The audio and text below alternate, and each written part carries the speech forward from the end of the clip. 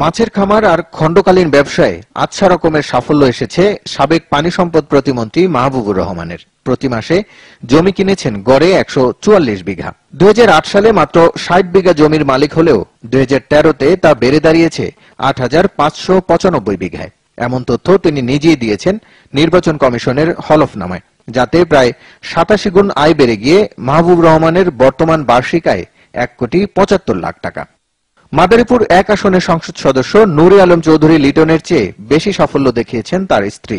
2008-এর আগে তার আয় না থাকলেও এখন আলাদিনের চেরাগের মতো আয় করেন বছরে 5 কোটি টাকা। নুরে আলম নিজেও কম যাননি। 5 বছরে তার আয় বেড়েছে 222 গুণ।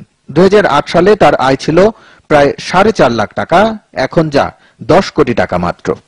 কম যাননি জামালপুরের সংসদ সদস্য মির্জা আজমও। 2008-এ 4.5 লাখ টাকা বার্ষিক আয় হলেও এখন তা 15 লাখ টাকা।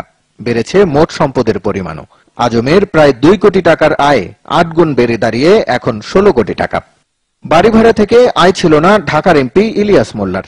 এখন বছরে 28 লাখ টাকা আয়ের নতুন খাত বানিয়েছেন তিনি। হুহু করে বেড়েছে ব্যবসার সফলতাও।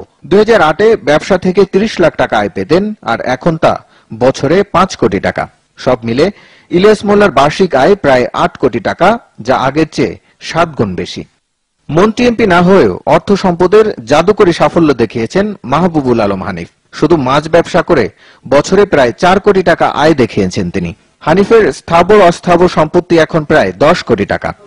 সরকার দলীয় নেতাদের এমন সফলতায় সিপিবি সভাপতি মুজাহিদুল ইসলাম সেলিম বলেন, রাজনীতিকদের এমন টাকা বানানোর রহস্য জনগণের কাছে প্রকাশ হওয়া জরুরি।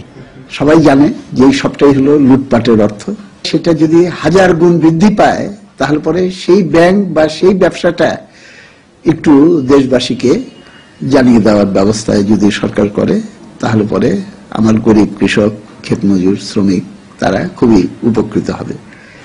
রাসেল আহমেদ,